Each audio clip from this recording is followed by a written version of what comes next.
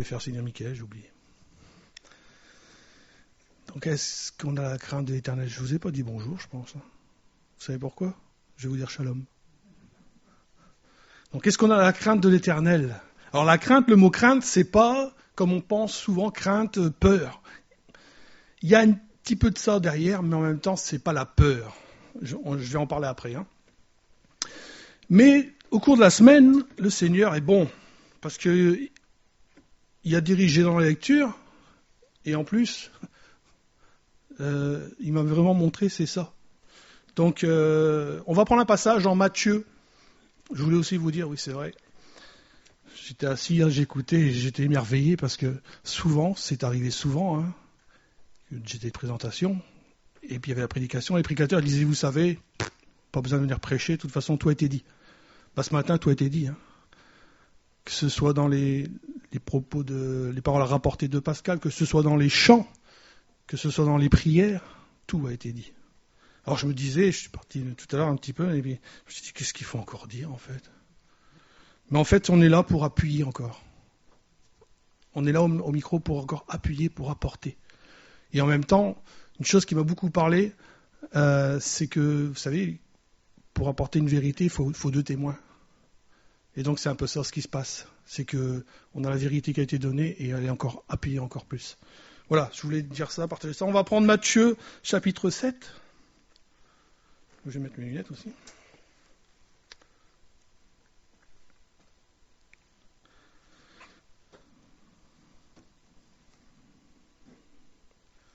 Alors j'allais dire je vais prier, mais en fait la prière est faite. La prière c'est dans le cœur. J'allais dire je vais prier. En fait je vais vous dire prier quoi? C'est que le Seigneur parle. Que c'est pas l'homme qui est en face là qui est au micro, mais que le Seigneur parle au cœur. Vous savez que c'est une grâce que le Seigneur parle. C'est une grâce.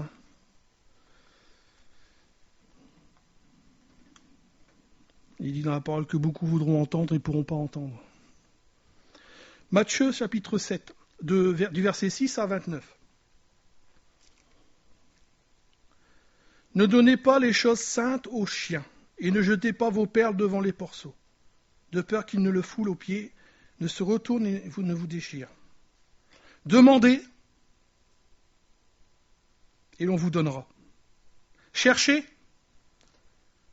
et vous trouverez. Frappez, et l'on vous ouvrira. Car quiconque demande reçoit. Celui qui cherche trouve, et l'on ouvre à celui qui frappe. Lequel de vous donnera une pierre à son fils s'il demande du pain, ou s'il demande un poisson, lui donnera-t-il un serpent?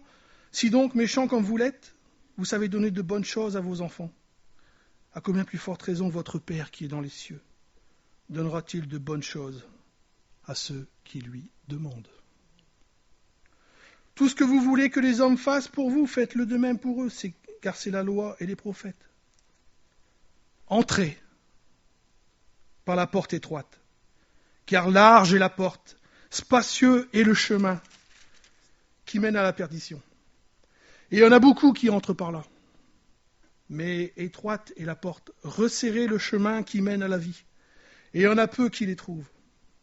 Gardez-vous des faux prophètes, ils viennent à vous en vêtements de brebis, mais au-dedans ce sont des loups ravisseurs. Vous les reconnaîtrez à leurs fruits. Cueille-t-on des raisins sur des épines ou des figues sur des chardons? Tout bon arbre porte de bons fruits, mais le mauvais arbre porte de mauvais fruits. Un bon arbre ne peut porter de mauvais fruits, ni un mauvais arbre porter de bons fruits. Tout arbre qui ne porte pas de bons fruits est coupé et jeté au feu. C'est donc à leurs fruits que vous les reconnaîtrez.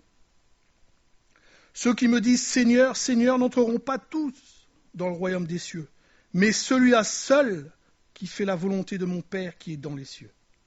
Plusieurs me diront en ce jour-là « Seigneur, Seigneur, n'avons-nous pas prophétisé par ton nom?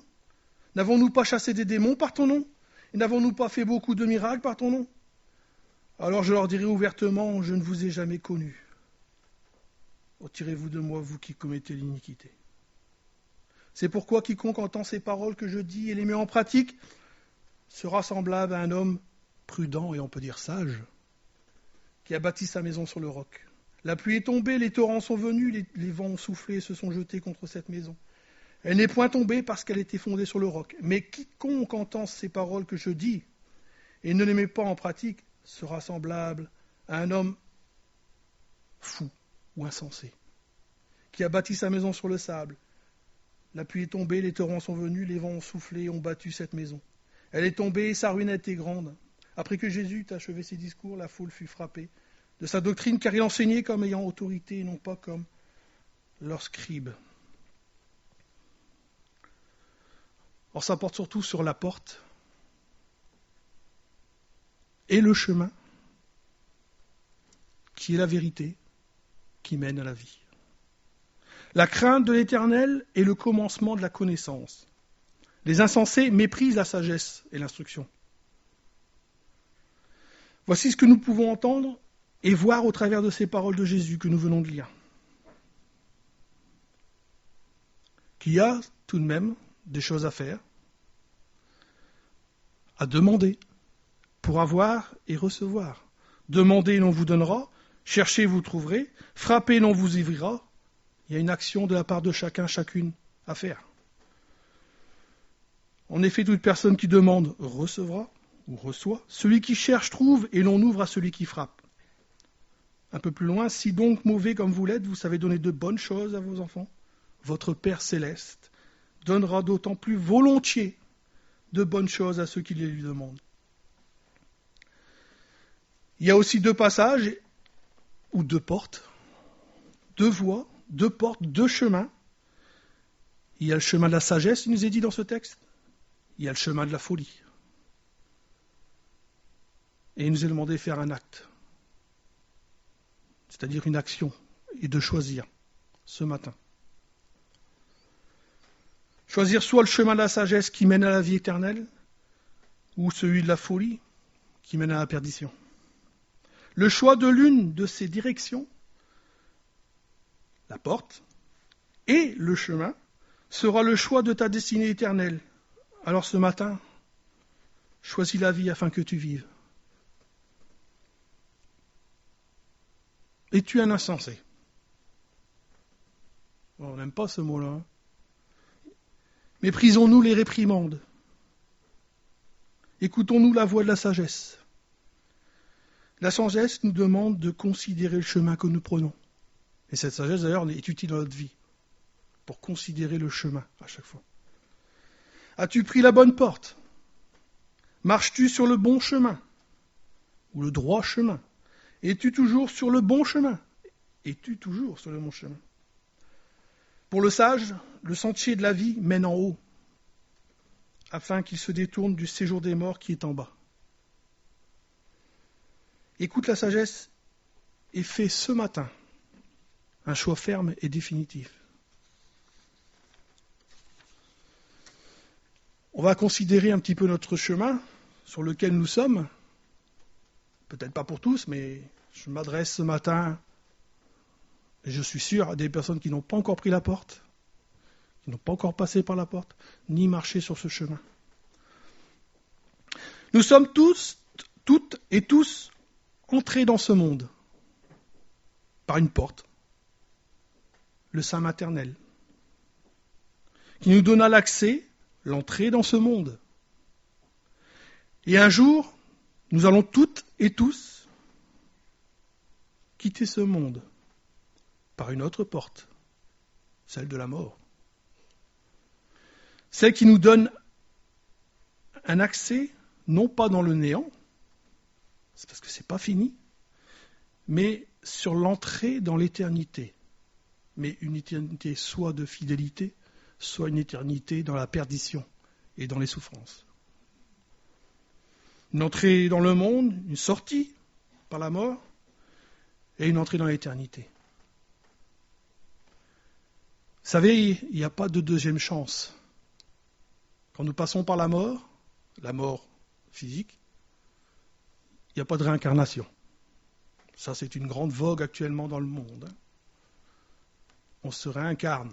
Faux. Mensonge. Satan. Il n'y a pas non plus de purgatoire. Deuxième chance. On est à un endroit, on attend, et puis peut-être qu'il va se passer des choses quand même bonnes pour nous. Non.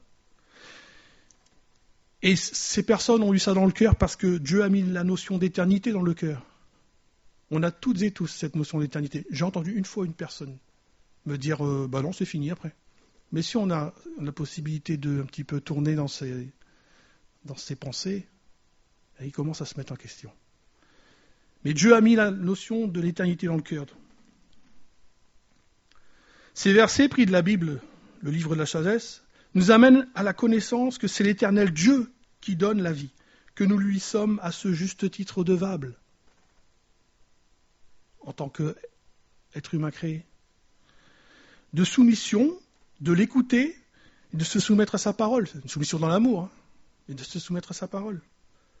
Avec respect, confiance, obéissance et adoration. En un mot, la crainte de l'Éternel. C'est ça, la crainte de l'Éternel. C'est un profond respect dû à la personne que l'on a en face de nous.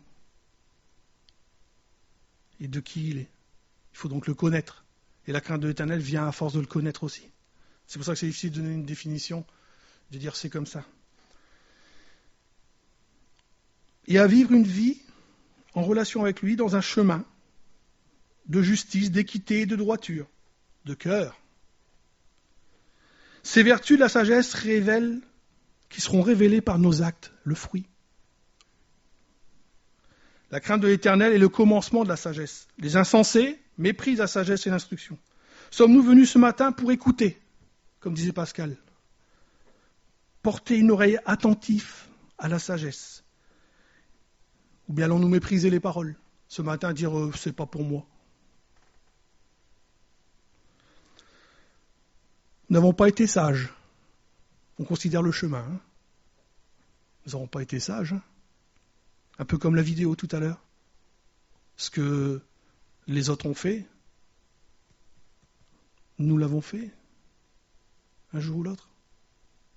On le sait, ça.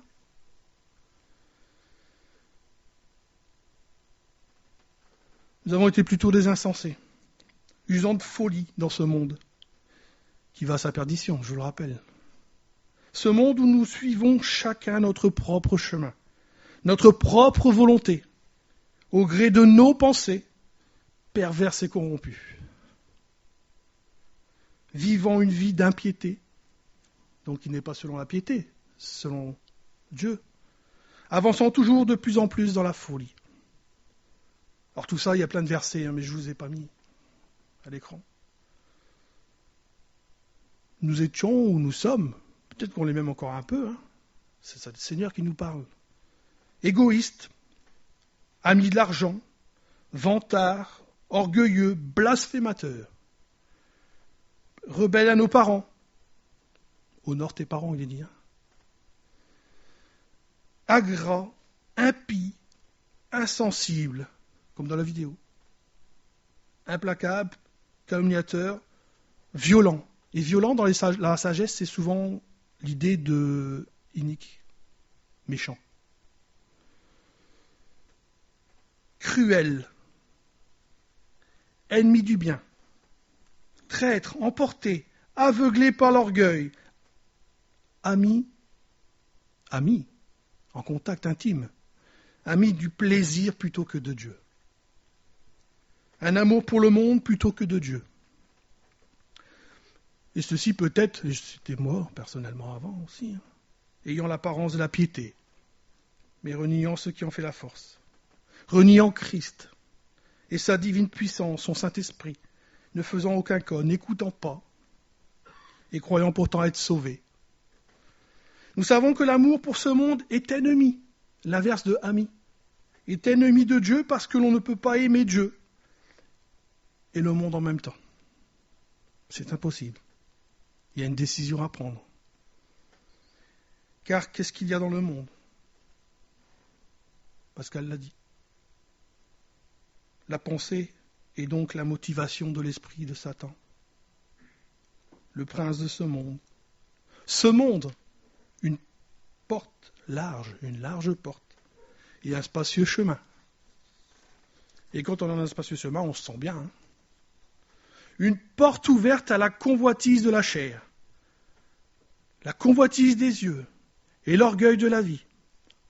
Une porte ouverte sur les passions et les désirs, résumée par les envies de ce monde, au lieu des besoin envers Dieu et pour Dieu.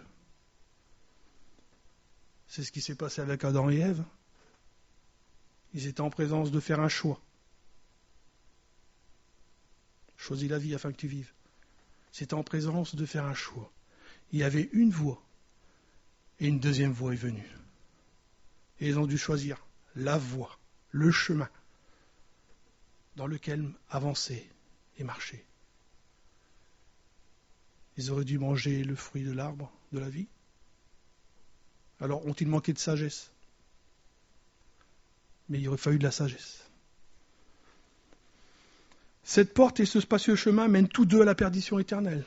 L'amour du monde et de toutes sortes que nous faisons selon le monde. Car le monde passe et sa convoitise aussi, mais, écoutez bien, celui qui fait la volonté de Dieu demeure éternellement. Celui qui fait la volonté de Dieu demeure éternellement. Il y a donc la possibilité d'être sauvé de cette perdition. Il y a la possibilité, par un choix, de prendre une bonne direction.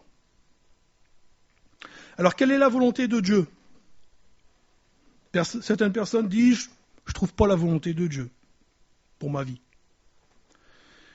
Ok, dans ce monde et encore, si on se dirige et qu'on va dans sa parole, dans la sagesse, alors là, on pourra se diriger. Mais pour la vie éternelle, sa volonté, elle est toute écrite. Nous connaissons sa volonté. Il fait preuve de patience envers nous, voulant qu'aucun ne périsse, mais que tous, pas d'exception, que tous parviennent à la repentance. La repentance, la porte. Entrer par la porte étroite et prendre un nouveau chemin. Resserré, mais qui mène tous deux à la vie éternelle. Parce qu'il y a la porte de secours de ce monde. Celle qui mène au salut, à l'éternité, dans la joie et l'allégresse. Cette porte qui nous permettra de sortir du monde pour être sauvés du jour de la colère et de la manifestation du juste jugement de Dieu, qui rendra à chacun selon ses œuvres ce que nous aurons pu faire. Dans la Bible, il est dit d'ailleurs bien ou mal. Donc ce n'est pas par le bien ou le mal qu'on est sauvé. Ça, c'est jugé. Le mal, nous n'aurions pas dû le faire, mais le bien, on est censé le faire. Tournez-vous pour écouter mes réprimandes, car celui qui a égard à la réprimande agit avec sagesse.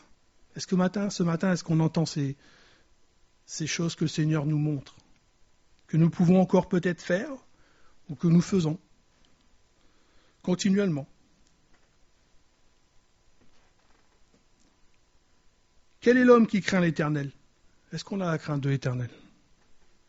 Qui craint l'Éternel, qui a de la reconnaissance pour sa grandeur, sa majesté divine, qui reconnaît qu'il est Dieu, qu'il n'y en a pas d'autre, qui reconnaît qu'il est très saint, c'est-à-dire à part de tout ce qui se passe dans ce monde. Une sainteté parfaite, qui reconnaît qu'il est un juste juge, et le seul qui peut juger, et qui doit juger de ce fait l'injustice des hommes et de chacun de nous. À celui-là, qui a la crainte de Dieu, l'Éternel lui montre la voie qu'il doit choisir. Ce matin, l'Éternel va te montrer la voie qu'il faut choisir. On l'a déjà entendu, par Pascal, et là encore, la porte. Entrez par la porte. Oui, l'Éternel est bon et droit. C'est pourquoi il montre aux pécheurs la voie.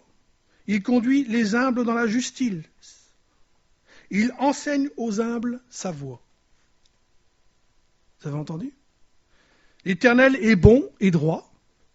C'est pourquoi il montre aux pécheurs la voie. Il conduit les humbles dans la justice. Il enseigne aux humbles sa voie. Alors, je te le demande, est-ce que tu es pécheur? Es-tu pécheur?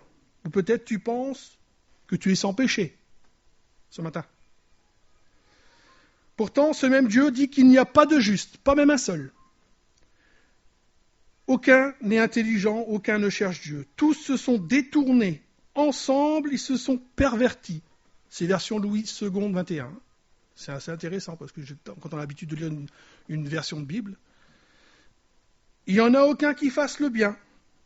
Tiens, pas même un seul. Leur gosier est une tombe ouverte. Ils se servent de leur langue. La vidéo. Ils se servent de leur langue pour tromper, pour salir, pour briser. Ils ont sur les lèvres un venin de vipère. Leur bouche est pleine de malédiction et d'amertume. Leurs pieds courent pour verser le sang. La destruction et le malheur marquent leur passage. Ils ne connaissent pas le chemin de la paix. Il n'y a aucune crainte de Dieu devant leurs yeux. Alors peut-être on n'a pas tué, on n'a pas, je ne sais pas, mais vous savez que on peut tuer, comme on l'a vu dans la vidéo avec la langue. On peut tuer. On ne sait pas les conséquences. C'était juste un fruit. C'était juste un fruit. On a pris, on a mangé. C'était juste un fruit. Mais les conséquences, nous les connaissons. Les conséquences, Adam et Ève les ont connues aussi. Quelquefois, on parle mal. On devrait peut-être dire méchant à quelqu'un ou sur quelqu'un.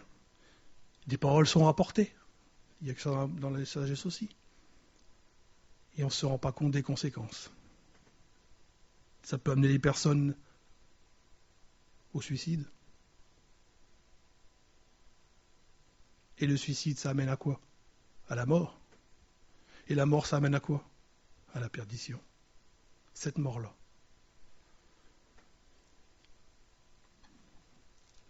Parce qu'il faudra mourir. Pour entrer à l'éternité, il faut mourir. Il montre aux pécheurs la voie. Puisque nous sommes pécheurs, ou tu es pécheur, tu vas à la perdition avec ce monde. Mais si tu reconnais, si tu confesses, reconnaître, ta condition de pécheur, une condition de cœur primordiale pour entrer par la porte. La bonne porte. Reconnaître, confesser sa petitesse, s'humilier. Souvenons-nous. Éternel est bon et droit, c'est pourquoi il montre aux pécheurs la voie et il conduit les humbles dans la justice. S'humilier, reconnaître nos manquements, qu'on a péché. C'est ça, Péché, ça veut dire quoi? On dit manquer le but. Mais quel but? Quel but? Le but de chacun, chacune, de glorifier Dieu dans nos actes et dans nos pensées. Moi, je ne l'ai jamais fait. Maintenant, oui, grâce à Dieu, par sa grâce, justement. Mais il y a beaucoup de choses que j'ai pu salir dans mes pensées et dans mes actes. Beaucoup. Merci Seigneur pour son salut.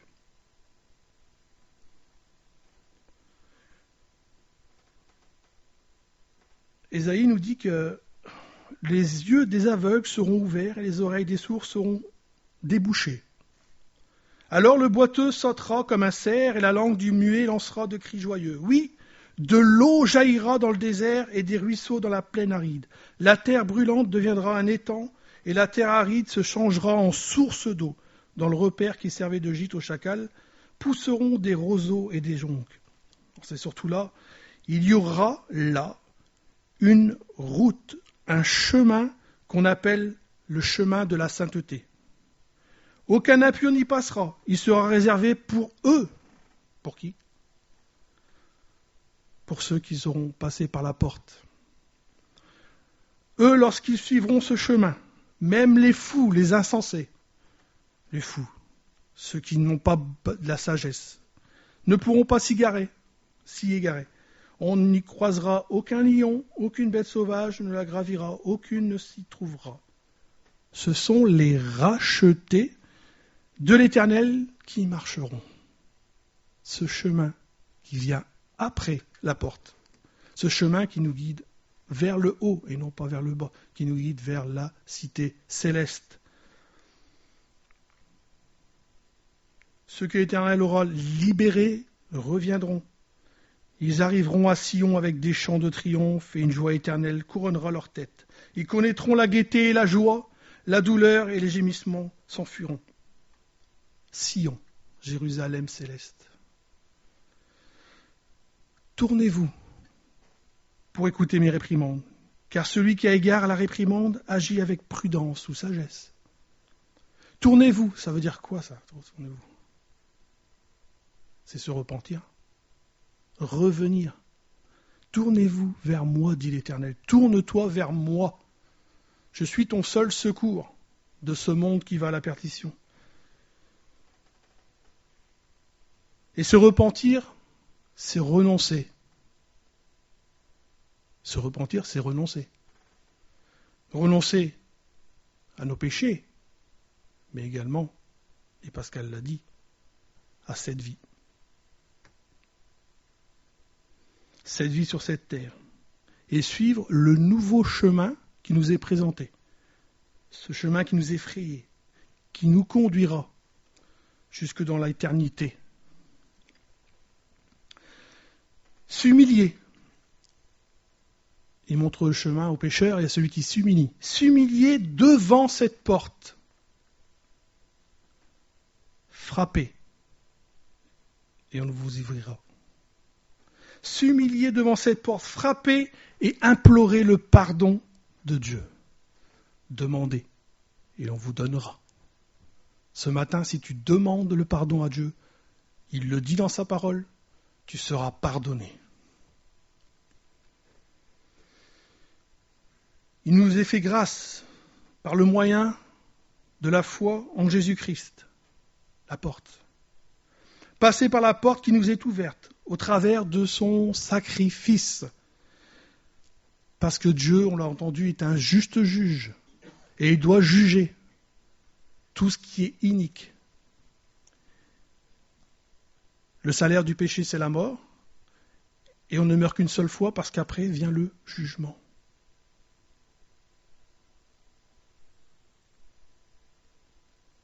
Alors si on meurt et qu'il y a le jugement, qu'est-ce qu'on fait? Eh bien, il y a cette porte, cette croix. Parce que sur cette croix, Jésus a été jugé à ta place, à ma place. Il a pris la condamnation de la loi, parce que nous avons tous fait défaut à la loi. Alors il y a les 10 commandements, mais il y a plein d'autres lois. Hein.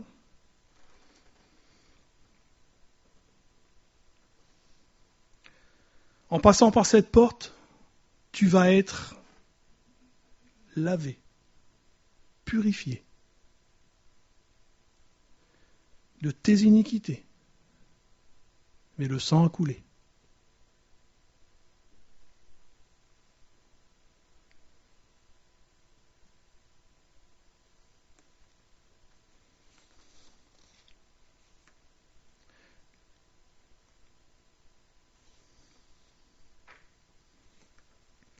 Psaume 118, l'Éternel est ma force, c'est le sujet de mes louanges.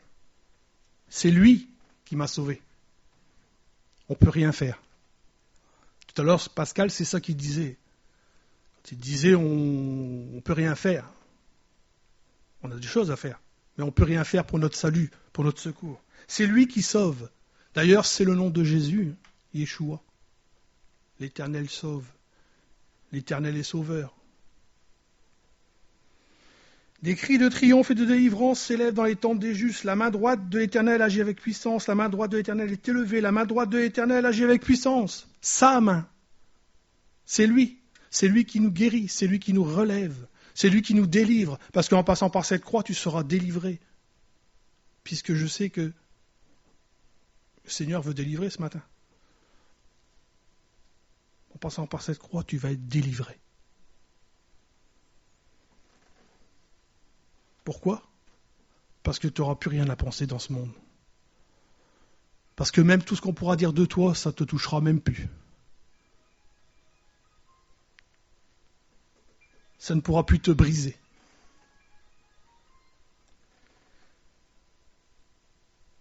Je ne mourrai pas. Est-ce que c'est ça dans ta bouche? Je ne mourrai pas, je vivrai et je raconterai ce que l'Éternel a fait pour moi, pour toi. L'Éternel m'a corrigé, mais il ne m'a pas livré à la mort. Ce matin, il nous corrige. Ce matin, il nous reprend. Mais ce matin, il nous dirige aussi. Il nous dirige vers la vérité et vers la vie. Ouvrez-moi les portes de la justice, j'entrerai et je louerai l'Éternel. Voici la porte de l'Éternel. C'est par elle que les justes entrent. Voilà. Tous les injustes ne pourront pas rentrer. On l'a lu tout à l'heure dans Matthieu 7. Je te loue parce que tu m'as répondu. Ah, donc c'est que j'ai demandé. Parce que tu m'as sauvé. La pierre qu'ont rejetée ceux qui construisaient est devenue la pierre angulaire. C'est l'œuvre de l'Éternel, c'est un prodige à nos yeux. Voici le jour que l'Éternel a fait, qu'il soit pour nous un sujet d'allégresse et de joie. C'est ce que nous faisons en arrivant le matin, au culte, mais même tous les jours. Hein. Comme disait Pascal, c'est ce qu'on fait tous les matins. L'Éternel accorde donc le salut. L'Éternel donne le succès. Béni soit celui qui vient au nom de l'Éternel, Jésus-Christ. Nous vous bénissons de la maison de l'Éternel. L'Éternel est Dieu et il nous éclaire, il nous montre le chemin. Attachez la victime de la fête avec des liens aux cornes de l'autel. Voilà la porte. Parce que à la croix, la justice a été faite. Et cette justice, nous pouvons tous l'avoir, toutes et tous. L'Éternel est Dieu. Tu es mon Dieu et je te louerai, mon Dieu. Je proclamerai ta grandeur. Louez l'Éternel car il est bon. Oui, sa bonté dure éternellement. C'est répété 2 fois.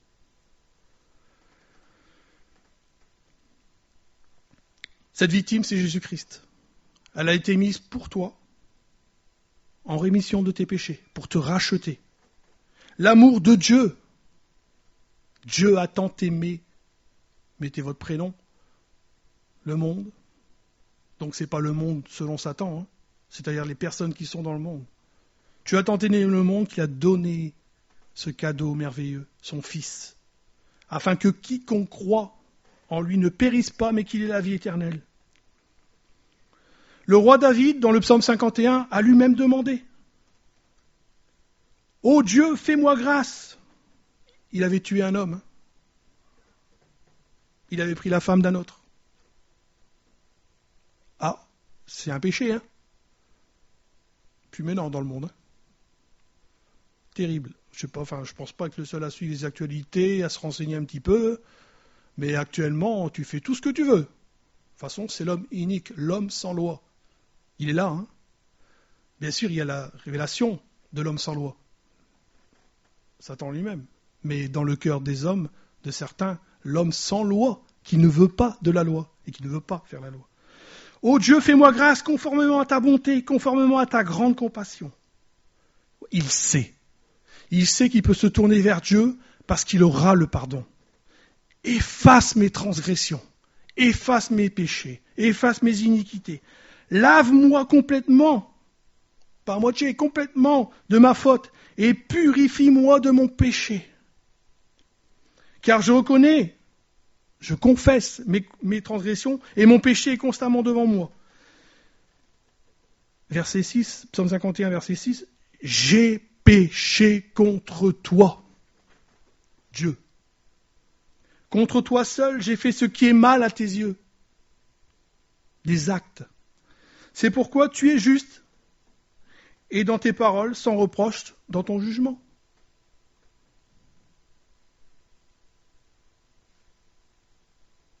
Écoutez bien, oui, depuis ma naissance, je suis coupable. Dès que j'ai fait quelque chose qui est contre Dieu, je suis coupable, dès ma naissance. Quand ma mère m'a conçu, j'étais déjà marqué par le péché. Ça, on l'entend assez, hein. Surtout quand on va dans une église, hein, des pécheurs. Vous l'avez encore entendu ce matin. Mais ce que Dieu veut, c'est que la vérité soit au fond du cœur. C'est qu'il veut qu'on demande avec foi, avec conviction d'un cœur sincère, en se tournant vers lui. Dieu, sauve-moi Dieu, purifie-moi. Dieu, libère-moi. Fais-moi connaître la sagesse dans le secret de mon être. Alors la sagesse, vous l'avez entendu, c'est de passer par la porte, par la croix.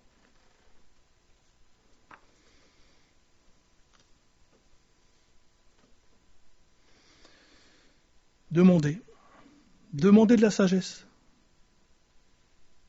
C'est demander de bonnes choses. Je vais vous donner des choses bonnes, dit l'Éternel. Des bénédictions.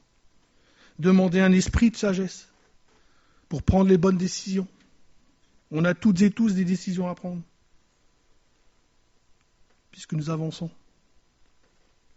En Éphésiens, il est dit « Je prie que le Dieu de notre Seigneur Jésus-Christ, le Père de gloire, vous donne un esprit de sagesse et de révélation, qui vous le fasse connaître, lui. Je prie qu'il illumine les yeux de votre cœur, pour que vous sachiez quelle est l'espérance qui s'attache à son appel. » Ce matin, Dieu appelle. On l'a entendu. Dieu t'appelle. Quelle est la richesse de son glorieux héritage au milieu des saints? Et quelle est l'infinie grandeur de sa puissance qui se manifeste avec efficacité par le pouvoir de sa force envers nous qui croyons? C'est la puissance du Saint-Esprit en nous, pour œuvrer. Cette puissance, il l'a déployée en Christ quand il l'a ressuscité et l'a fait asseoir à sa droite dans les lieux célestes. Vous voyez où il est Dieu? Jésus? C'est Dieu aussi. Il est assis à la droite de Dieu. Au-dessus de toute domination, de toute autorité, de toute puissance, de toute souveraineté, de tout nom qui ne peut être nommé, non seulement dans le monde présent, mais encore dans le monde à venir. Il a tout mis sous ses pieds, il l'a donné pour chef suprême à l'Église, qui est son corps, la plénitude de celui qui remplit tout en tous. Le Seigneur Jésus t'attend. T'attend dans son royaume pour un repas festif. Ceux que l'Éternel aura libérés reviendront, ils arriveront à Sion avec des chants de triomphe et une joie éternelle couronnera leur tête. Ils connaîtront la gaieté et la joie. La douleur et les gémissements s'enfuiront. Je redis pourquoi? Parce qu'on n'en a plus rien à faire de ce monde. Les soucis, les tracas, ça vient de où? Il nous a libérés. On est en route pour aller vers le ciel. Normalement. Nous allons nous présenter là-haut, revêtus d'un habit de fête, un habit de justice, un habit de lumière, un habit brodé tout spécialement pour toi. Parce que Jésus t'aime, parce que Dieu t'aime, parce qu'il faut être revêtu pour passer encore une porte, pour rentrer définitivement dans la cité, la porte de la justice. Ouvrez grand les portes de la justice. Tous les rachetés pourront passer.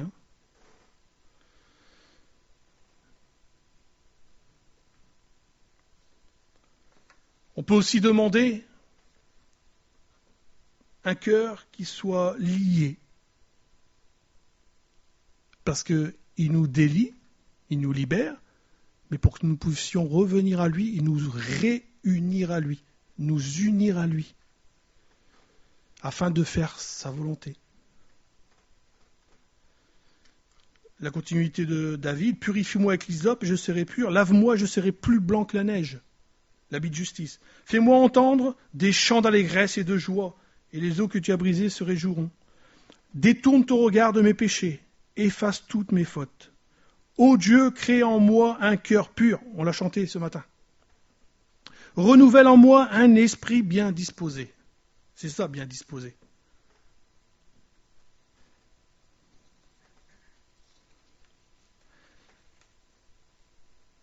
Demandez et l'on vous donnera. Cherchez et vous trouverez. Frappez et on vous ouvrira. C'est des promesses. C'est une promesse. Dieu ne ment pas.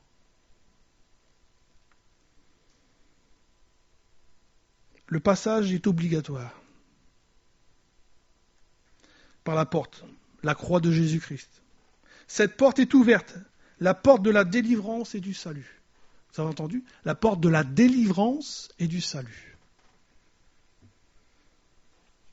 Et c'est pas tout, parce qu'après la porte, il y a le chemin. C'est dans ce sens-là, hein.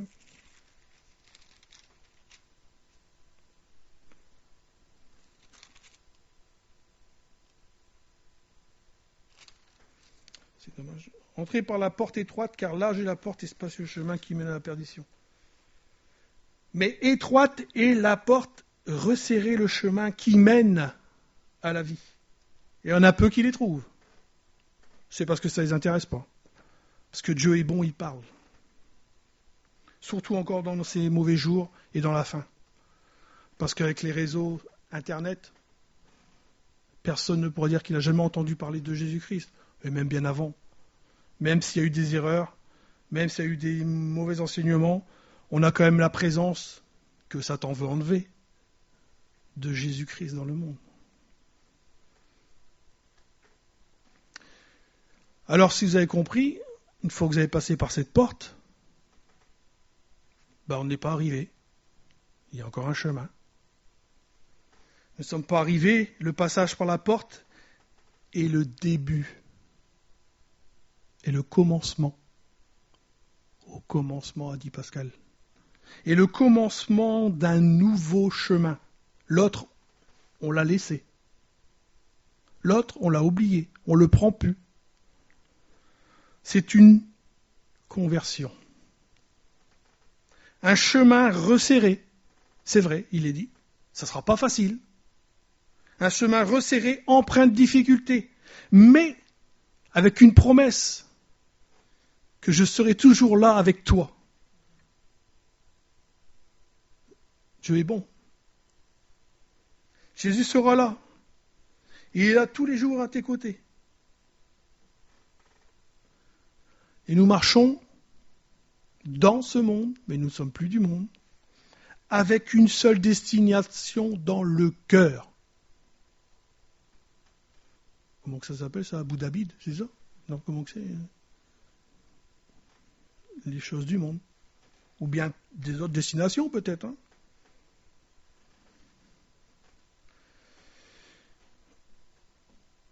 Et vous avez remarqué, j'ai dit avec une seule destination dans le cœur. Pas dans la tête. Les choses dans la tête, on peut les enlever. Les cœurs dans le cœur, c'est gravé.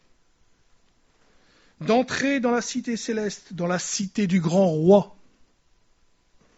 Marcher dans un monde hostile à la parole de Dieu. Je me suis dit peut-être qu'on va prendre ce chant aujourd'hui. Mais il y a 2 chants qui me sont venus cette semaine. L'autre, j'ai déjà oublié. Je l'ai encore fredonné tout à l'heure, mais il y a un chant qui m'est venu. Il est pour moi ce chant, mais il est pour toi. La voix du Seigneur m'appelle. Après on dit quoi? J'ai répondu, mais je continue mon chemin. Non. Prends ta croix et viens, suis-moi. Jésus-Christ a été crucifié et il est monté au ciel. Il est mort et ressuscité, il est monté au ciel. Il n'a pas dit maintenant, tout est fait, tout est accompli. Ça a été dit, hein. Je tourne des... t'es sauvé, fais tout ce que tu veux. Prends ta croix et viens, suis-moi. Je réponds, Sauveur fidèle, me voici, je suis à toi. On les prend, hein, ces chants. On le prend, ce chant. Est-ce qu'on, quand on est en présentation, qu'on entend qu'on dit c'est important les chansons. C'est un chant important qu'il soit inspiré. Là, c'en est un. Hein. Jusqu'au bout, je veux te suivre dans les bons, les mauvais jours. À toi, tu n'es plus au monde. Et ça aussi, ça montre une chose. Satan te ment. Tu n'es pas lié. Tu as été délivré. Dans les bons, les mauvais jours. À toi pour mourir et vivre, à toi Jésus, pour toujours. Alors quand on chante ces chants, ça monte là, et ça réchauffe. Parce qu'on a besoin d'entendre ça. Parce que sur le chemin, on doit entendre. Mais sur le chemin, on a une chose aussi, pour nous aider à entendre. Oh là là. On a la parole. Donc vous avez entendu la porte et le chemin, la repentance et la conversion. C'est-à-dire demi-tour, faire une conversion. Demi-tour, pas un tour complet. On revient au point de départ sinon. L'apôtre Pierre d'ailleurs l'a dit dans Acte 2, après qu'ils eurent entendu ce discours, ils eurent le cœur vivement touché. Ils ne sont pas qu'ils peuvent dire « Oh, ça fait du bien hein ». Non. Ils ont compris qu'ils étaient pécheurs et ils se sont dit « Qu'est-ce qu'on doit faire ?» Ils dirent à Pierre et aux autres « Hommes, frères, que ferons-nous » Pierre leur dit « Repentez-vous et que chacun de vous soit baptisé au nom de Jésus-Christ pour le pardon de vos péchés. Demandez pardon et vous recevrez le pardon. » Il y a aussi question d'un baptême. Le baptême, c'est un acte de foi. Parce qu'il y a le fruit qui doit se montrer d'une vraie conversion. Et le baptême, on est tous appelés au baptême. Sois baptisé. C'est un acte de foi qui montre aux autres qu'on a pris le chemin. Et écoutez bien là, c'est très important. Repentez-vous et que chacun de vous soit baptisé au nom de Jésus-Christ pour le pardon de vos péchés, et vous recevrez le don du Saint-Esprit.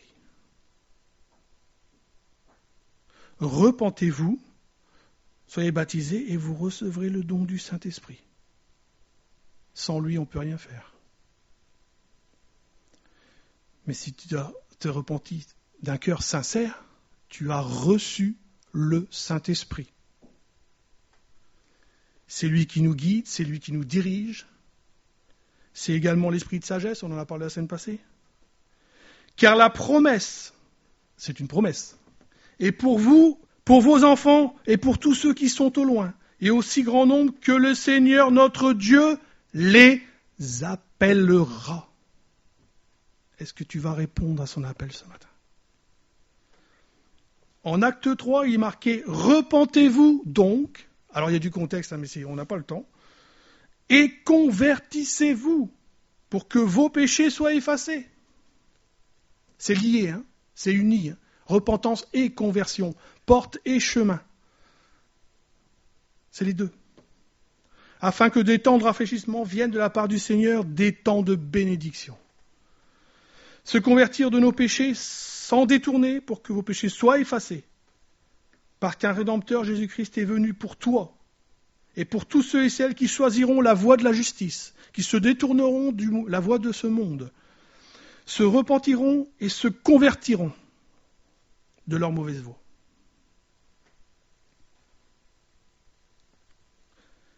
Cette promesse était déjà dans l'Ancien Testament, l'ancienne alliance.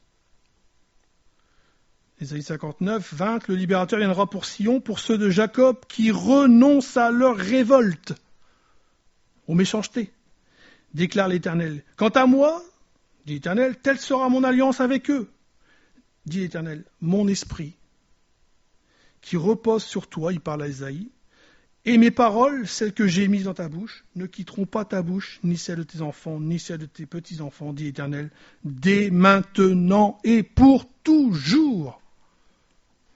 Perdre le Saint-Esprit? Non.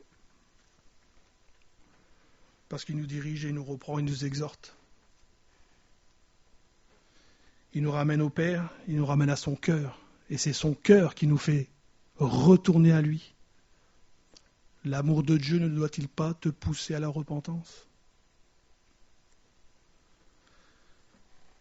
Le Saint-Esprit que Dieu a donné à ceux qui lui obéissent, qui font sa volonté, afin de marcher sur le chemin par sa grâce. Le Saint-Esprit est nécessaire à la vie et à la piété. sa divine puissance, nous a donné tout ce qui contribue et qui est nécessaire à la vie et à la piété. Et en nous faisant connaître celui qui nous a appelés. Donc on a répondu à l'appel et on est parti, on a avancé. Par sa propre gloire et par sa force. Celle-ci nous assure les plus grandes et les plus précieuses promesses. Laquelle ? L'espérance qu'on a entendue. L'espérance qu'un jour, c'est fait. Tout est accompli. Et nous avons à marcher sur ce chemin. Ainsi, grâce à elle, vous pouvez fuir la corruption qui existe dans le monde. Par la convoitise et devenir participant de la nature divine. On a chanté un beau chant ce matin qui paraît dans ce sens. Et par beaucoup d'autres paroles, il rendait témoignage, les encourageait, en disant « Sauvez-vous de cette génération perverse. Sauvez-vous de ce monde. »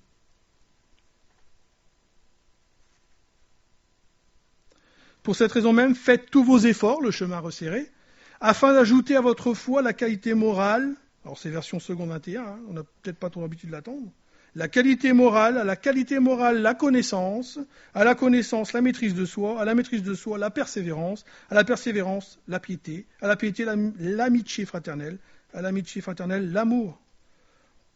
En effet, si ces qualités sont en vous et se développent, donc voilà, elles commencent et elles grandissent. Ne perds pas confiance, ne désespère pas. Le Seigneur va t'aider dans sa grâce. Arlette, elle sait pourquoi. Il y a un beau livre qui parle de la grâce. À l'école de la grâce, il me semble, c'est ça. Hein.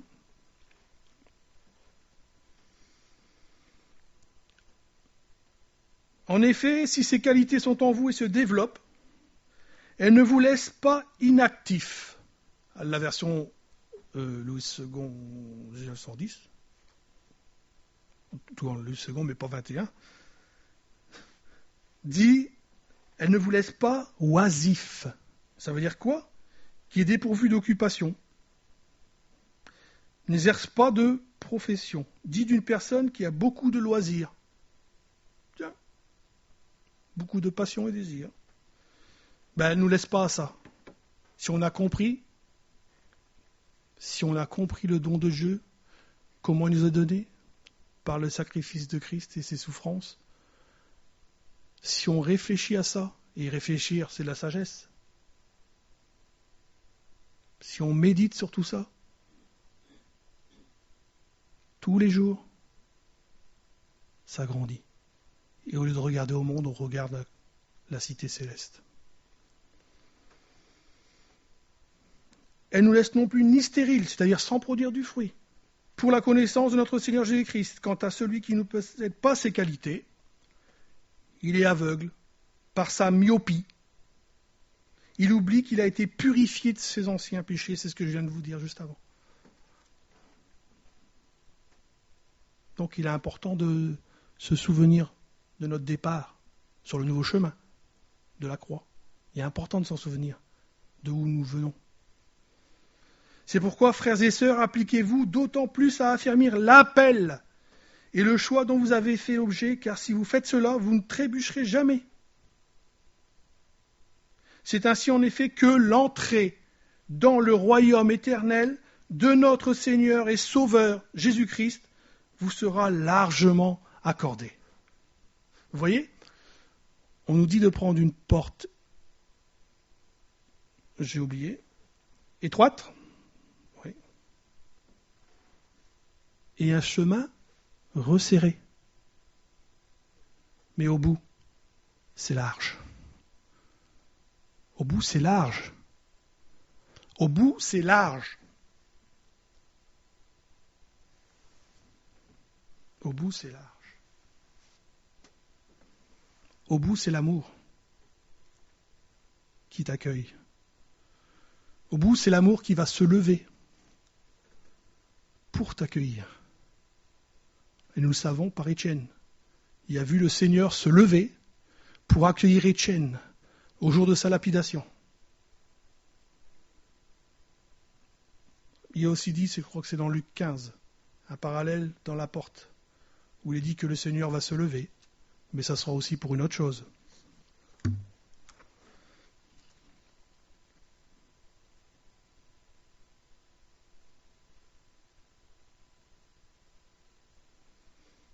Il y aura donc une porte d'arrivée. Et là, on va manger et boire. Bon, moi, ça me parle beaucoup. Hein. Une porte d'arrivée à franchir. La belle porte. Celle-là même que Jésus, par laquelle il est entré. Comme précurseur, c'est-à-dire avant ceux qui vont suivre. Il nous a montré le chemin. Nous ne sommes pas arrivés, mais en chemin. Sur le chemin. Alors, il me manque une page, je crois.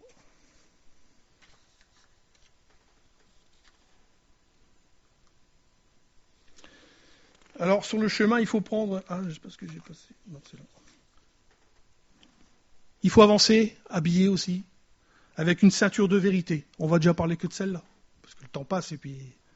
Mais allez voir Ephésiens 6. Une ceinture de vérité, celle qui est attachée à nos reins. Vous savez où c'est les reins? Bon, souvent on fait ça. Les reins. C'est le lieu de la force motrice. C'est l'esprit qui nous motive. C'est lui qui nous donne ce zèle. Parce qu'on a compris le zèle de l'évangile. Mettez à vos pieds les chaussures du zèle que donne l'évangile. Alors souvent on dit, c'est ça, on parle de là pour apporter l'évangile. C'est pas que ça. Notre force motrice qui nous fait avancer dans ou sur le chemin de justice. Foi et espérance et amour. En regardant à la promesse de la rémunération. Avançant en regardant à la promesse. Je choisis le chemin de la vérité. Psaume 119. Je me tiens au large. Je ne suis pas participant de la vie des méchants. Proverbe. Une ceinture où il y a attaché l'épée, la parole de vérité, l'épée. Mais également, elle est notre lampe sur le chemin, afin de marcher selon la volonté de Dieu, afin de marcher selon l'esprit de vérité, se nourrissant aussi de cette parole en chemin. Demandez et on vous donnera. Dans le même sermon sur la montagne, c'est un ensemble, il est dit, il y a le Notre Père, donne-nous notre pain quotidien. Et il donne. S'arrêter parce qu'il nous faut également prendre du repos. Pas des vacances pour se fourvoyer dans le monde, mais du repos.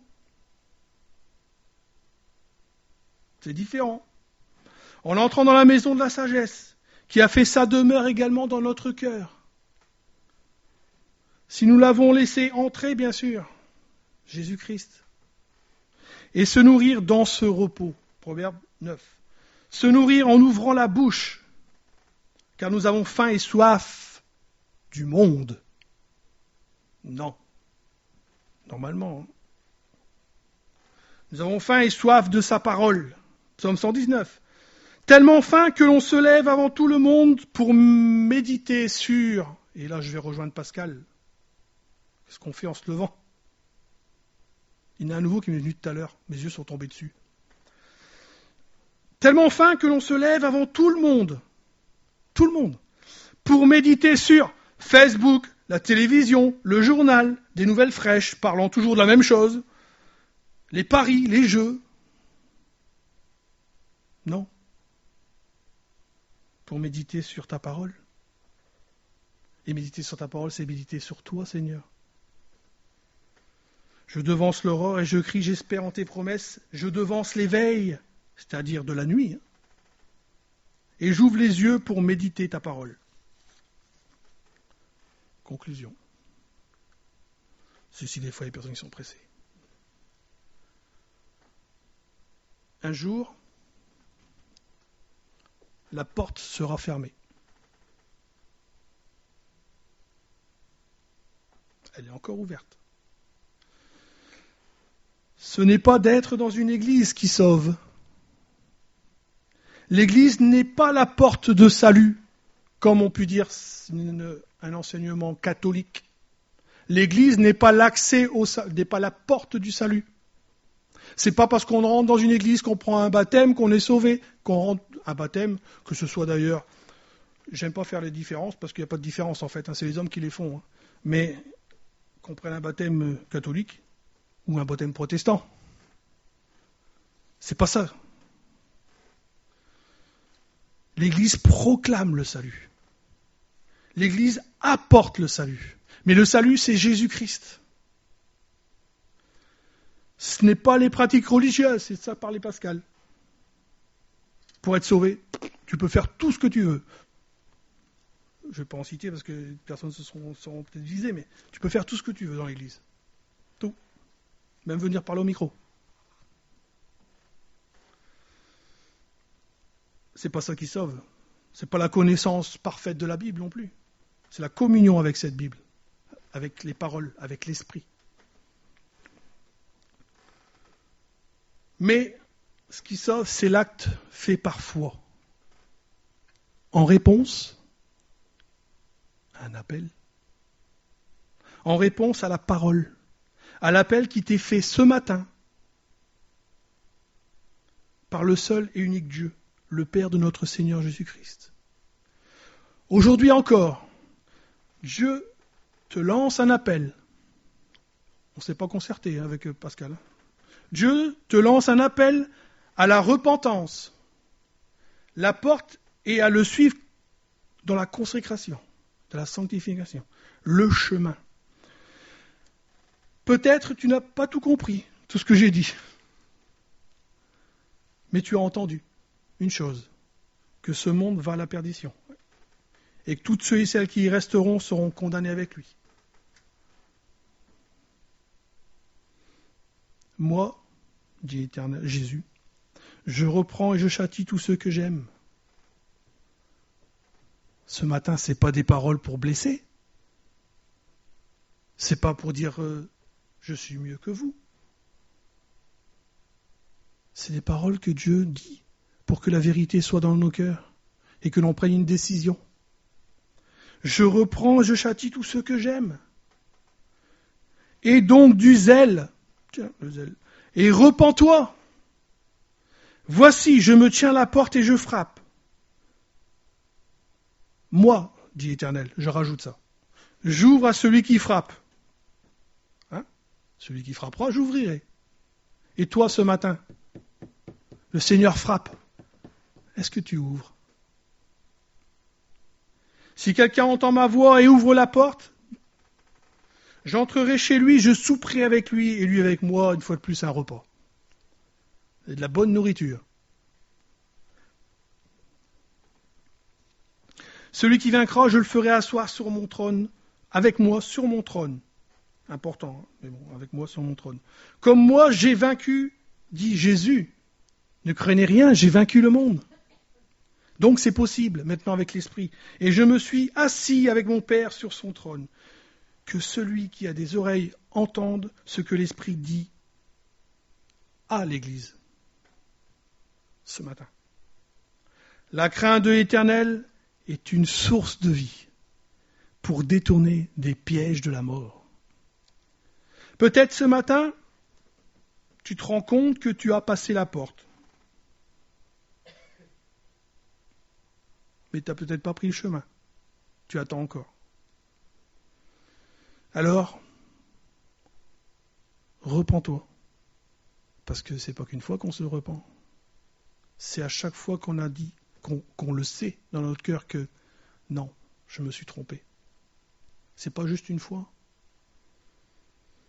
Alors repens-toi. Et là, tout partout, j'ai mis lève-toi et marche. Tout à l'heure, je me suis dit, il faut peut-être changer, mais c'est la même chose. Hein. Lève-toi et suis-moi. En y réfléchissant, c'est pas tout à fait pareil, parce qu'il est avec nous. Mais c'est bon quand même. Peut-être ce matin, tu te rends compte que tu t'es arrêté en chemin. Que tu vas faire demi-tour. Ou tu as peut-être fait demi-tour. Pendant quelques années, tu es parti. Tu commences à faire demi-tour. Que tu as chuté, péché, manqué le but. Alors, repens-toi, lève-toi et suis-moi. Car l'Éternel est bon et sa miséricorde durera toujours. Sa miséricorde durera toujours. Peut-être ce matin, plus grave, tu n'es pas encore passé par la porte. Tu n'as pas décidé. Tu es encore dans le monde, tu réfléchis encore. C'est déjà bien, c'est déjà sagesse. Mais prends une décision. La porte qui t'est ouverte, par la repentance, par la croix, repens-toi, convertis-toi, lève-toi et suis-moi. Car cette porte, ce passage nous donnant accès à l'entrée à la Jérusalem céleste sera bientôt fermée et l'accès refusé. Comme au jour de Noé, où Dieu ferma la porte, au jour du jugement, un premier, par les eaux, sur le dernier entrée, laissant ceux du dehors à leur destinée éternelle. On pourrait encore partir 3 quarts d'heure. Leur destinée éternelle. La perdition, un choix qu'ils auront dans leur raisonnement insensé choisi. Vous voyez bien ? C'est pas Dieu qui a dit toi tu rentreras pas. Hein. Ils n'ont pas décidé de rentrer. Ils n'ont pas suivi la crainte de l'Éternel. Les insensés méprisent la crainte de l'Éternel, rejettent, ne font aucun cas de la sagesse et de l'instruction. Ils viendront et ils frapperont, mais le maître de la maison n'ouvrira pas. Il est dit ailleurs dans la Bible qu'il se lève, mais là c'est pour pas ouvrir. C'est pas pour accueillir. Ils diront Seigneur, Seigneur, mais il leur répondra de derrière la porte, je ne te connais pas. Éloigne-toi de moi, toi qui commets l'iniquité, l'injustice. Alors que le Seigneur, ce matin, nous donne par sa grâce la repentance et faire le bon choix. Que le Seigneur nous aide par grâce à avancer. Je vais prier.